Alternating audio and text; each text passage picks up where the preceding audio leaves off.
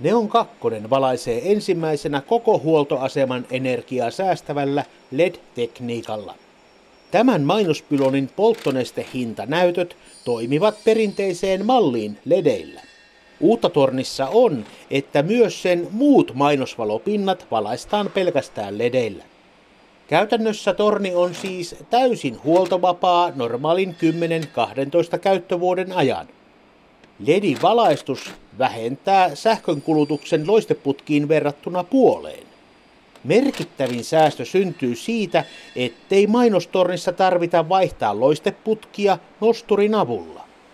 Etäkäytöllä ohjattavan pylonin ohjausyksikkö ja virtalähteet sijaitsevat työskentelykorkeudella. Neon 2 mainospylonin elektroniikka tulee tunnetuilta huippuvalmistajilta. Teräsrakenteisen tornin mainoselementit kestävät vaihtuvia sääolosuhteita. Ne ovat polttomaalattua alumiinia ja polykarbonaattimuovia.